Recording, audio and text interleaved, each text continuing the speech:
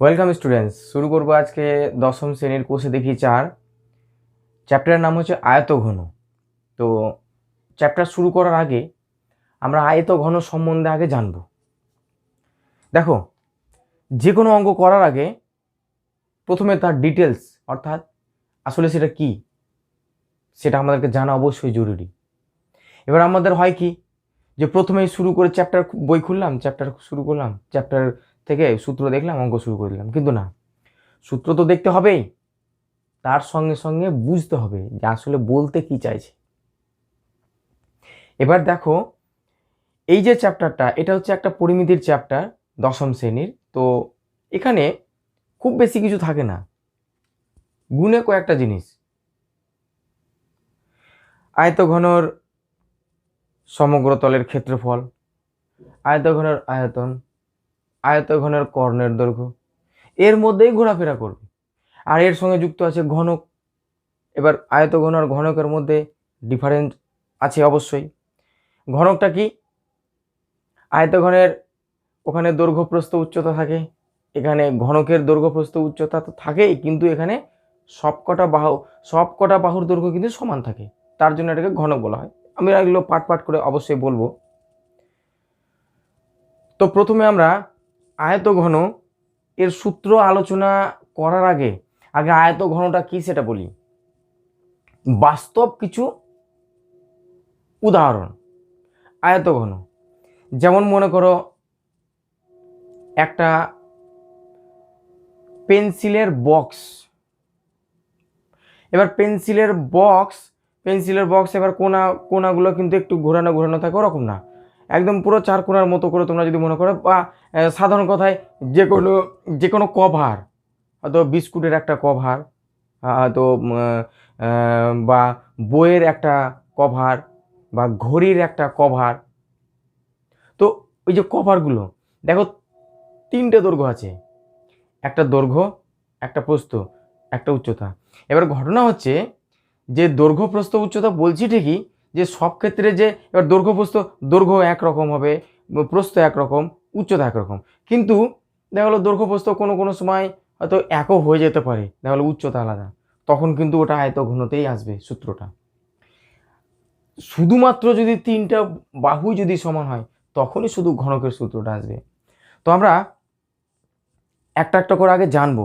প্রথম কথা হচ্ছে যে আয়তঘন কেমন, যেমন একটা চৌবাচ্চা যেটাতে জল রাখা হয়, আয়তাকার মাপের যে চৌবাচ্চা সেটাতে যেটা জল রাখা হয়, ওটা কিন্তু একটা ভালো উদাহরণ। যেমন যে কোনো একটা ঘর, এবার ঘরের মধ্যে আমি আয়তঘনই বলতে পারবো, গ্যারান্টি নেই। এবার দেখা গেলো যে ওই ঘরটার দৈর্ঘ্য প্রস্থ উচ্চতা সব সমান, তখন তাহলে তাকে আমরা কী বলবো? ঘনক বলবো।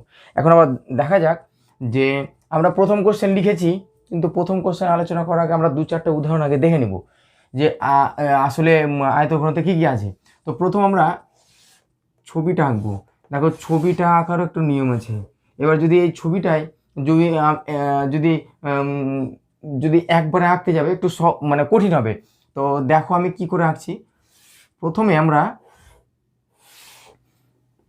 দুটো আয়তক্ষেত্র, এটা একটা আয়তক্ষেত্র, ওটা একটা আয়তক্ষেত্র রেখে নিলাম। এবার এগুলোকে যুক্ত করে দেব। দেখো কত সহজ হয়ে গেল ছবিটা আঁকাও ব্যাপার আছে। এবার মনে করো যদি এরকম করে আমি যদি ছবি আঁকতে যেতাম তাহলে একটা অনেক হ্যাপার ব্যাপার হয়ে যেত। তো এখন এখানে তোমাদেরকে কিছু কিছু জিনিস বুঝে নিতে হবে, মাথায় ছবির মতো তৈরি করে বুঝতে হবে। তুমি মনে করো যে কোনো একটা এরকম একটা ঘরের মধ্যে দাঁড়িয়ে আছো। তো ঘরের মধ্যে যদি দাঁড়িয়ে থাকো, তো নিচেরটাকে মনে করো মেঝে, যার উপর তুমি দাঁড়িয়ে আছো, আর উপরের অংশটা মনে করো ছাদ। আচ্ছা দেখো তো এই আয়তঘনতে কটা তল হয়েছে, দেখো নিচে একটা উপরে একটা, নিচ তল উপরের তল, দুটো তল হলো। আচ্ছা এবার এই সাইডটা একটা আর এদিককার সাইড একটা, তাহলে দুটো করা হলো 4টা। আবার পেছন দিক এই যে এটা একটা আর সামনের দিক একটা, তাহলে কটা হলো? 6টা তল। আচ্ছা, এটা হয়ে গেল একটা আয়ত ঘন। এখন এর থেকে আমরা 3টে সূত্র বের করব। কি সূত্র? আচ্ছা ফার্স্ট তোমাদেরকে বলে দিই, এর একটা টুকরো অংশ কিন্তু আমি পাশে আগে খেতেই অনেকের যদি জানা না থাকে, পুরনো জিনিস, ক্লাস 6-7-এর জিনিস আমি একবার মনে করিয়ে দিই। এটা হচ্ছে একটা আয়তক্ষেত্র। এবার বলছে আয়তক্ষেত্র, কেন আয়তক্ষেত্র বলবো তাও একটু করে বলে দিই। বলছে যে চতুর্ভুজের প্রতিটি কোণের মান 90, বিপরীত বাহুগুলি সমান এবং কর্ণের দৈর্ঘ্যগুলো সমান, তাদের বলা হয় আয়তক্ষেত্র। এই বাহুটা আর এই বাহুটা সমান, এই বাহুটা আর এই বাহুটা সমান, তাদেরকে আমরা বলবো আয়তক্ষেত্র। ফার্স্ট দেখো, এই আয়তক্ষেত্র কিন্তু সবটাই, এই যে সামনের মুখে সেটা আয়তক্ষেত্র, পিছনে যেটা সেটা আয়তক্ষেত্র, সাইডে যেটা সেটা আয়তক্ষেত্র, উপরে যেটা সেটা আয়তক্ষেত্র। এবার ছবিতে কিন্তু এটা একটা সামান্তরিকের মতো কিন্তু দেখতে, কিন্তু অ্যাকচুয়ালি না, এখানে কিন্তু তোমাদের বুঝে নিতে হবে যে ওটা কিন্তু আয়তক্ষেত্র আছে, ছবিতে কিন্তু সামান্তরিকের মতো লাগছে দেখতে, তাই তোমাদের ওটা চিন্তা করে লাভ নেই। তাহলে আমাদেরকে আগে দেখতে হবে যে আমি যদি এটাকে প্রস্থ বলি, এটা যদি দৈর্ঘ্য হয়, খুব ভালো করে বুঝবে। দেখো, আমি এখন যে ক্লাসটা তোমাদের করাচ্ছি আয়তঘন চ্যাপ্টারটা, আমি চেষ্টা করব যাতে তোমরা এই ভিডিওতেই সমস্ত প্রবলেম সলিউশন কমপ্লিট করতে পারো। আর এখন যে অংশগুলো বলছি তোমরা ভালো করে শুনবে, প্রয়োজনে তোমরা এই ছবিগুলোকে খাতায় আঁকবে, পাশে খাতা রেখে পেন নিয়ে লিখবে, আর কি বলছি শুনবে। তোমার যদি মনে হয় যে না কোনো একটা ওয়ার্ড হয়তো বুঝতে তোমার প্রবলেম হলো, আবার ভিডিওটাকে পিছিয়ে দাও, পিছিয়ে আবার শোনো কি বলছি। দেখো, তাহলে এটা হলো দৈর্ঘ্য, এটা প্রস্থ। এখন বলছে এর ভেতরের ক্ষেত্রফলটা কি। এবার কেউ কেউ বলে যে ক্ষেত্রফল মানেটাও বুঝতে পারে না। ক্ষেত্রফল মানে বলতে চাইছে এর ভেতরের যে অংশটা, বলছে এটা কতটা, এই যে অংশটা বলছে এটা কতটা। তো এই জায়গাটা বের করার সূত্র হচ্ছে দৈর্ঘ্য গুণিত প্রস্থ। এবার দেখো, এই যে আয়তক্ষেত্রটা, এটা কটা আছে, একটু আগে বললাম তলটাই কিন্তু আয়তক্ষেত্র, আয়তক্ষেত্রের ক্ষেত্রফল। তাহলে আমি যদি এটা বক্স মনে করি, আর মনে করি যদি এই বক্সের বাইরে আমি রং করবো, তাহলে কটা তলে রং করবো, তাহলে 6টা তলে রং করতে হবে। নিচে একটা, যেটাতে তুমি দাঁড়িয়ে থাকছো, একটা ঘর হিসেবে বলছি, সব যে ঘর হবে তার কোনো গ্যারান্টি নেই। এবার যদি রং করার কথা বলে, তাহলে আমি একটা বক্সের কথা বলবো, তাহলে বক্সের নিচ তল একটা, উপর তল একটা, দুটো, দুই সাইডে দুটো, আবার সামনে পেছনে দুটো, তাহলে 6টা তল। এবার বলবো আয়তঘনকের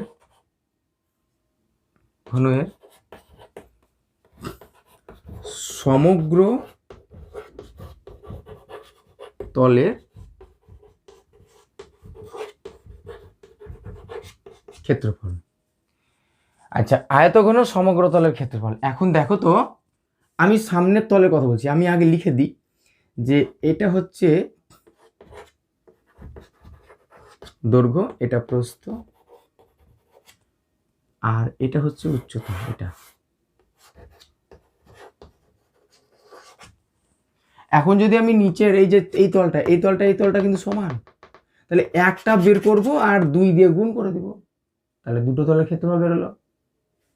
মনে করো এর ক্ষেত্রফল যা হবে তার সঙ্গে যদি 2 গুণ করে দিই, তাহলে দুটো তল হলো, কারণ নিচের তল যা উপর তলও তাই। তাহলে নিচ তল বের করতে গেলে কি করবো, তাহলে দৈর্ঘ্য গুণিত প্রস্থ। আচ্ছা, এখান থেকে লিখি দৈর্ঘ্য গুণিত প্রস্থ। আচ্ছা, কটা আছে, নিচে একটা উপরে একটা, 2 দিয়ে দিলাম, প্লাস সমগ্র তল বলেছি, সব কটা তলের ক্ষেত্রফল বের করতে হবে। নেক্সট, এই তল ওই তল হয়ে গেল, এই সাইড আর এই সাইড বাকি আছে। দেখো তো, এটা উচ্চতা, তার মানে এটা উচ্চতা, এটা উচ্চতা, এটা উচ্চতা। তাহলে এই এদিককার তলটা আর এদিককার তলটা কিন্তু সমান, তাহলে এদিককার, তাহলে এটা কি উচ্চতা আর এটা কি প্রস্থ, তাহলে উচ্চতা গুণিত প্রস্থ। কিন্তু কটা, এদিকে একটা এদিকে একটা, দুটো, তাহলে এখানে আমরা 2 দিয়ে দিব আমার। আচ্ছা, এবার সামনের তল, এটা কিন্তু ধরে নিতে হবে নিজেদেরকে, সামনের তল একটা আর ওই পিছনের তল একটা, মানে বলতে চাইছি এই যে এটা একটা আর এটা একটা, তাহলে এটা কি, এটা দৈর্ঘ্য আর এটা কি উচ্চতা, তাহলে দৈর্ঘ্য গুণিত উচ্চতা। তাহলে এটা কটা, সামনে একটা পিছনে একটা, দুটো। এবার সূত্রটা তোমরা যদি মনে করো আমি এরকম করে লিখবো তো লিখো। এবার যদি মনে করো সবতেই 2 আছে তো 2টা কমন লিখতে পারো। তাহলে দেখো কি লিখছি, দৈর্ঘ্য গুণিত প্রস্থ, একটু সাজিয়ে লিখি, তাহলে প্রস্থ গুণিত উচ্চতা। আচ্ছা ঠিক আছে, এটা আগে পিছিয়ে করে লিখছি। একই কথা, প্রস্থ গুণিত উচ্চতা প্লাস উচ্চতা গুণিত দৈর্ঘ্য।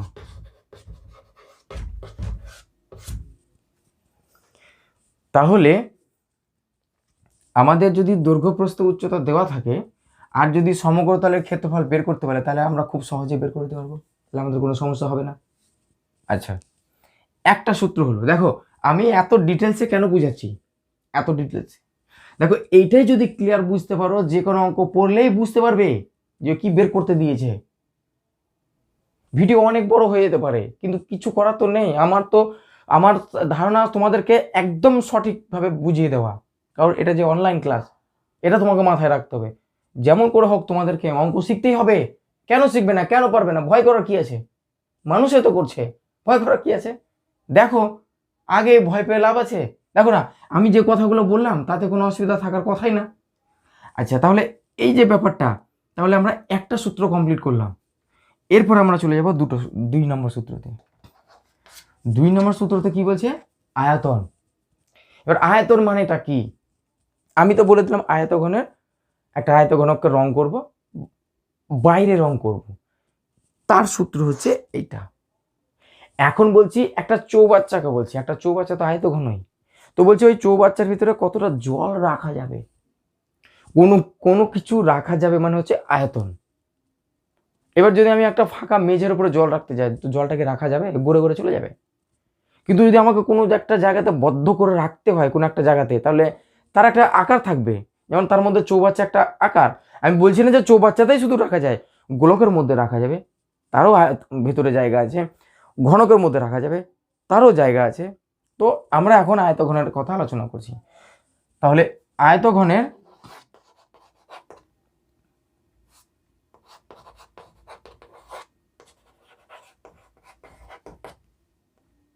আয়তঘনের আয়তন, আয়তঘনের আয়তনের সূত্র কি, দৈর্ঘ্য গুণিত প্রস্থ গুণিত উচ্চতা। এটা নিয়ে ভাবার কিছুই নেই। তাহলে আমাদের 2 নাম্বার কিন্তু সূত্র কমপ্লিট হলো, মানে ওই চৌবাচ্চার ভিতরে কতটা জল রাখা যাবে। এবার দেখা গেলো একটা চায়ের বাক্সে কতটা চা রাখা যাবে, একই কথা। এবার আমরা চলে যাব 3য় কোশ্চেনে। আয়তঘনের কর্ণের দৈর্ঘ্য,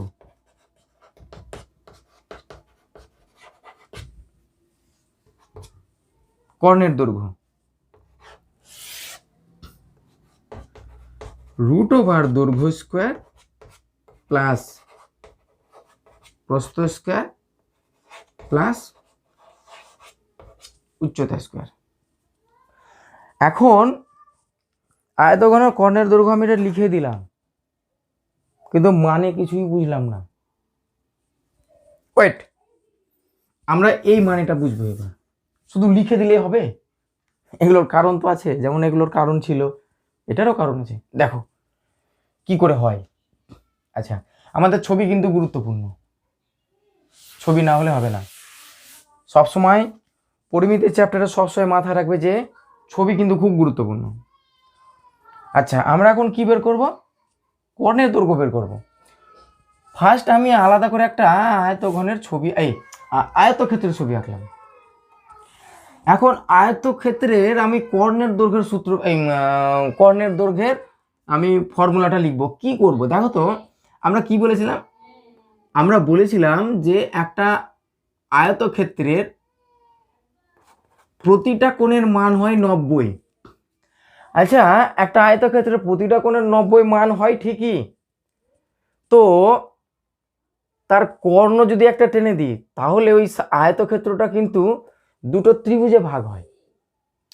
তো ত্রিভুজ যদি ভাগ করি তাহলে কোনো ত্রিভুজের একটা কোণের মান যদি 90 হয়, তার সামনের বাহুটাকে বলা হয় অতিভুজ, ত্রিভুজের অতিভুজ। সমকোণী ত্রিভুজের ক্ষেত্রেই লম্ব, ভূমি, অতিভুজ তিনটে বাহুর আলাদা করে নাম দেওয়া যায়। 90 ডিগ্রি হতে হবে তখন। এখন প্রশ্ন হলো যে আমরা এটা জানি প্রস্থ, এটা দৈর্ঘ্য, তাহলে এটা একটা বাহু, এটা একটা বাহু, এটা হচ্ছে অতিভুজ।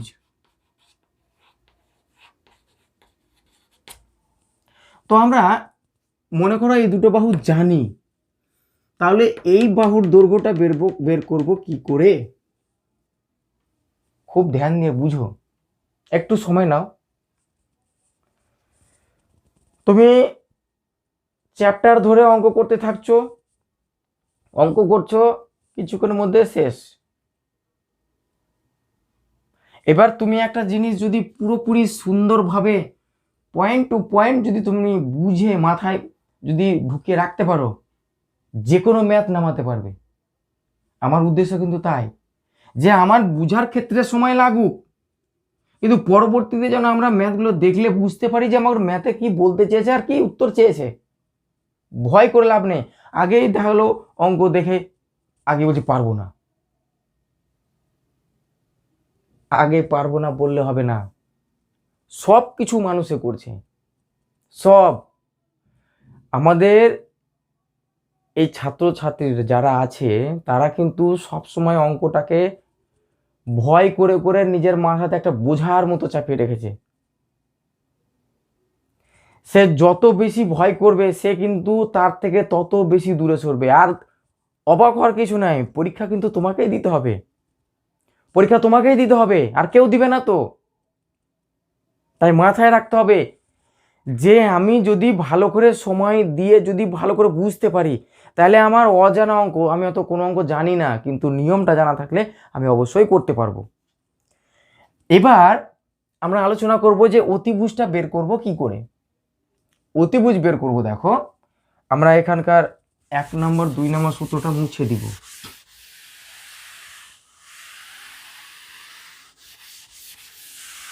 দেখো এটা হচ্ছে সমকোণী ত্রিভুজ। বলছে সমকোণী ত্রিভুজের তিনটে বাহুর মধ্যে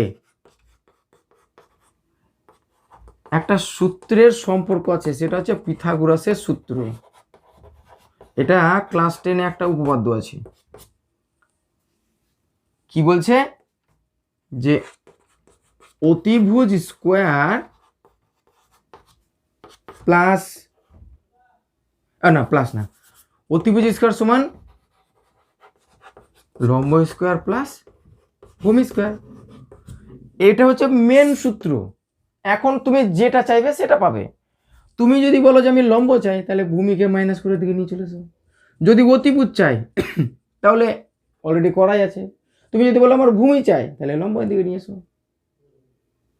আমরা এখানে ভালো করে লক্ষ্য করে দেখো, আমরা যে স্কোয়ারগুলো করছি এগুলো কিন্তু বাহুর দৈর্ঘ্য না। আমরা অঙ্ক করি ঠিকই, সূত্র লিখে দিই, মানে কিছুই বুঝি না বেশিরভাগ ক্ষেত্রে। আমি বলছি না যে সবাই, বেশিরভাগ ক্ষেত্রে কিছু বুঝি না। কোনো একটা বাহুর স্কোয়ার মানে কি, সেটা মানে হচ্ছে বর্গাকার। এই পিথাগোরাসের সূত্র, এই যে একটা সমকোণী ত্রিভুজের, এটা সমকোণী ত্রিভুজ তো এই যে এটা আসলে কি জানো, বলছে এরকম একটা বর্গ, এরকম একটা বর্গ, আর এরকম একটা বর্গ। বলছে এদের দুজনের ক্ষেত্রফলের যোগফল সঙ্গে এর ক্ষেত্রফলের যোগফলের সঙ্গে সমান। আমি একটা এক্সাম্পল দিচ্ছি, দেখো আমি বলছি এটা 4, এটা 3, এটা 5। এখন 4, 3, 5 আমি বললাম এই দুটোর যোগফল এর সঙ্গে সমান। এখানেও ভালো করে বুঝো, ভালো করে, খুব খুব খুব ভালো করে বুঝো। আমি এখানে একটা বাহুর দৈর্ঘ্য লিখেছি, ক্ষেত্রফল লিখিনি। ক্ষেত্রফল কাকে বলে? একটা বর্গক্ষেত্রের ক্ষেত্রফল মানে কি, বাহু গুণিত বাহু। মানে একটা বর্গক্ষেত্রের 4টা বাহুর দৈর্ঘ্য হয় সমান, একটা বর্গক্ষেত্রের 4টা বাহুর দৈর্ঘ্য হয় সমান। তো তার ক্ষেত্রফল বের করতে গেলে ওই সমান দুটো বাহুর গুণ যদি করি তাহলে সেই বর্গক্ষেত্রের ক্ষেত্রফলটা আমরা পাই। তো আসলে আমরা যে পিথাগোরাসের সূত্রতে যে যে ঘটনাটা লিখেছি স্কোয়ার স্কোয়ার দিয়ে, এগুলো কিন্তু এক একটা বাহু নেই, এখন কিন্তু এক একটা ক্ষেত্রফল লেখা আছে। এবার দেখো 4 আর 3 7, এটা আছে 5, মিলেছে? মিলেনি। তাহলে নিশ্চয়ই কিছু আলাদা কিছু ব্যাপার আছে। কি? 4 স্কোয়ার 16, 3 স্কোয়ার 9, 5 স্কোয়ার 25, 16 আর 9, 9 আর 16 কত হলো? 25 মিলেছে। তাহলে ত্রিভুজ সমকোণী, ত্রিভুজটা কিন্তু সমকোণী, বলছে তাদের এক একটা বাহুর স্কোয়ারের যোগফলের সঙ্গে অতিভুজের মাপের স্কোয়ার সমান, যোগফলের সঙ্গে সমান। আচ্ছা, এইবার আমাদের কিন্তু এখানে একটা বাহুর দরকার, তাহলে কি করে বের করব? আমাদের বাহুর দরকার, ঠিক আছে। আমরা স্কোয়ার মানে ক্ষেত্রফল করার পরে যা পাবো তাকে রুট করে দিব, পেয়ে গেলাম বাহুর দৈর্ঘ্য। দেখো আমি যদি 16 পাই, তাহলে এই এক একটা বাহুর দৈর্ঘ্য কত হবে? √16 মানে 4, একটা বাহুর দৈর্ঘ্য 4। আমাদের বাহুর দৈর্ঘ্য দরকার, তার মানে বাহুর দৈর্ঘ্য দরকার বলে আমি অতিভুজ সমান লম্ব প্লাস ভূমি লিখতে পারি না। দেখবে এমন এমন রাস্তা থাকে যে খুব কাছে, হয়তো দেখা গেল সামনাসামনি দেখতে পাচ্ছি এখান থেকে এই পার থেকে ওই পার যাওয়া যাবে, কিন্তু ওইটা যাওয়ার জন্য হয়তো তার থেকে 4 গুণ বেশি রাস্তা ঘুরে যেতে হয়। তো সেরকম ব্যাপার, এখানে আমি সরাসরি এরকম করে লিখতে পারি না, আমাকে এরকম রুট করে দিয়ে বের করে নিয়ে আসতে হবে। আচ্ছা, তাহলে আমরা কিন্তু একটা অংশ বের করলাম। তাহলে কি বের করলাম? এই যে অতিভুজটা। এবার এখানে মিলাও তো, কোথায় দৈর্ঘ্য আর কোথায় প্রস্থ আছে? এটা দৈর্ঘ্য, এটা প্রস্থ। তাহলে দৈর্ঘ্য আর প্রস্থ আমি পেয়ে গেছি। আচ্ছা দেখো, এখানে একটু বুঝে নিতে হবে, নিচেরটা কিন্তু আমি একটা আয়তাকার চিত্র বলছি, নিচের চিত্রটা। তাহলে এটা প্রস্থ, এটা দৈর্ঘ্য, তাহলে কি এটা হচ্ছে এই যে অতিভুজটা।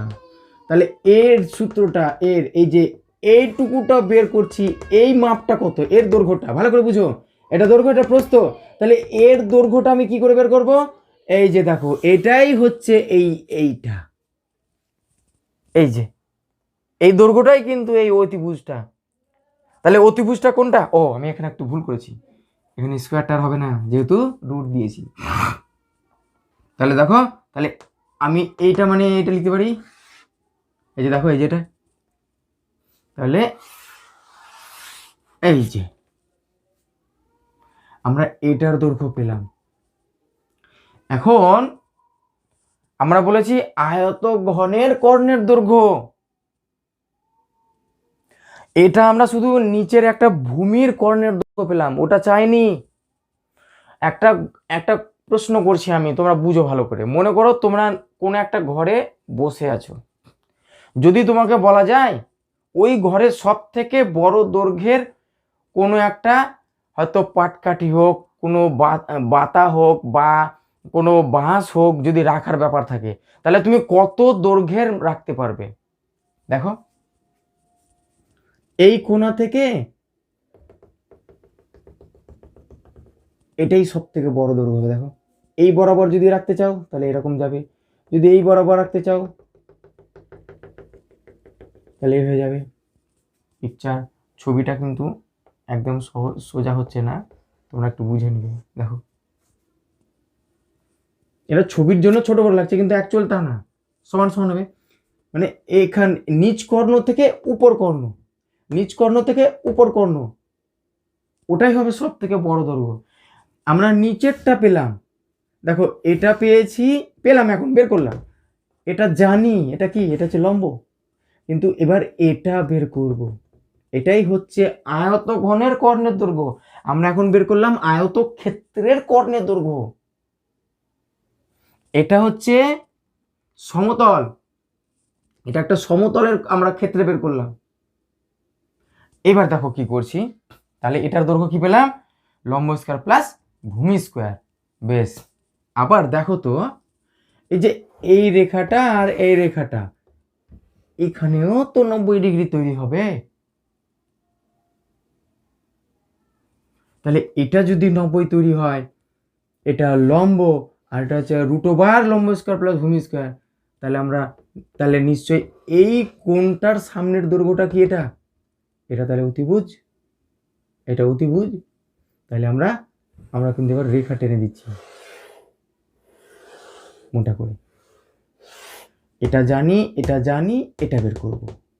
তাহলে কি করব, আচ্ছা এবার এই অংশটা কিন্তু একটু তোমাদের পারফেক্ট ভাবে বোঝার জন্য আমি একটা সূত্র মানে নাম লিখে বোঝানোর চেষ্টা করছি, খুব যত্ন করে বুঝবে, আশা করছি তোমাদের কোনো কনফিউশন থাকবে না। দেখো তাহলে এটা যদি 90 হয়, তাহলে পিথাগোরাসের সূত্রতে কি বলবো তাহলে, আচ্ছা আমরা আগে লিখে নিই, এবি সমান লম্ব, বিসি সমান রুট লম্ব স্কয়ার প্লাস ভূমি স্কয়ার, আর এসি সমান রুট, না না না এটা তো বের করব, এসি তো বের করব, এটা বেরাবে। তিনটা জিনিস আমরা পেয়ে গেছি। তাহলে আমাদের পিথাগোরাসের সূত্রটা কি ছিল, আচ্ছা এগুলো কিন্তু খাতায় অবশ্যই লিখবে, খাতায় না লিখলে কিচ্ছু লাভ হবে না, কোনো লাভ হবে না। আচ্ছা আমরা লিখি আবার সেই পিথাগোরাসের সূত্র অনুযায়ী, পিথাগোরাসের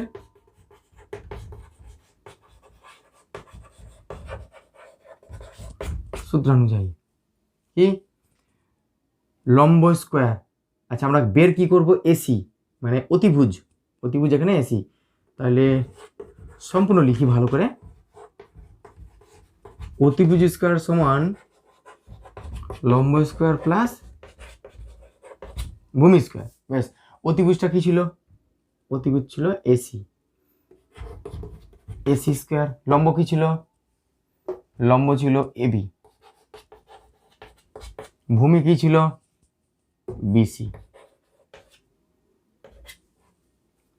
আমরা বের কি করব, এসি, তাহলে এই স্কোয়ারটাকে উঠিয়ে দিয়ে এখানে রুট দিয়ে দেবো, কারণ আমাদের দৈর্ঘ্যের দরকার, ক্ষেত্রফল দরকার নেই। বেশ, এইবার দেখো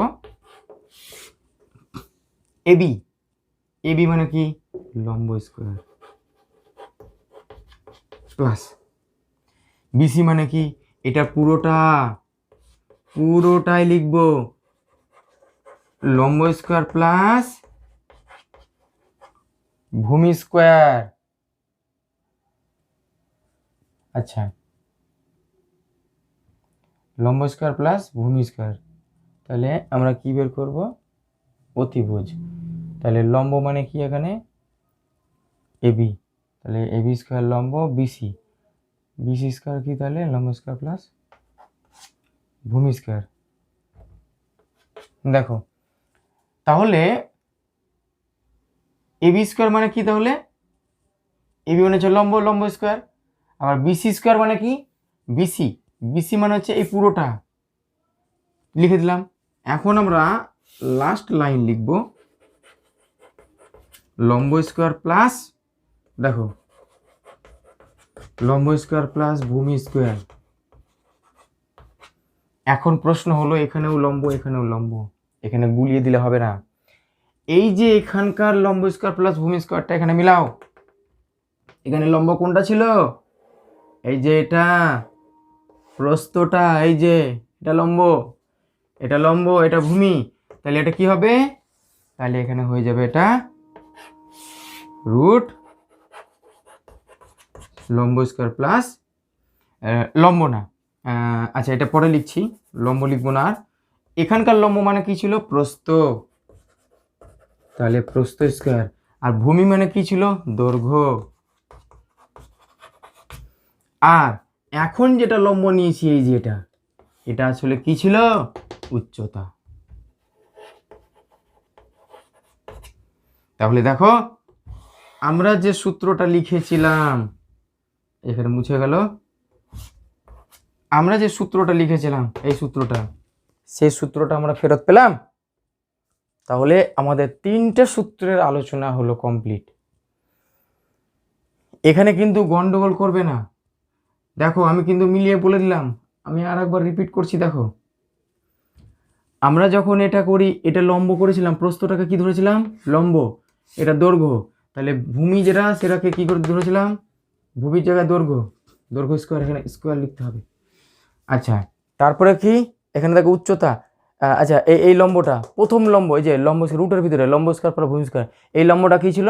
প্রস্থ। এই যে এদিকটাও যদি প্রস্থ হয় তো এদিকটাও প্রস্থ, তার জন্য প্রস্থ স্কোয়ার লিখলাম। আর এখনকার যে লম্বটা সেটা কি আসলে? এই যে এইটা এইটা এইটা এটা এটা তো সবটাই কি? উচ্চতা। তাই এই লম্বের জায়গায় লিখলাম উচ্চতা। তাহলে আমাদের এসি এটা কি ছিল? আয়তঘনের কর্ণের দৈর্ঘ্য। তাহলে তার উচ্চতা, তার কর্ণের দৈর্ঘ্য সূত্রটা কিন্তু আমরা প্রমাণ করে দিলাম। তাহলে আমাদের আয়তঘনের পার্টটা কিন্তু আমাদের সূত্রের পার্টটা কমপ্লিট হলো।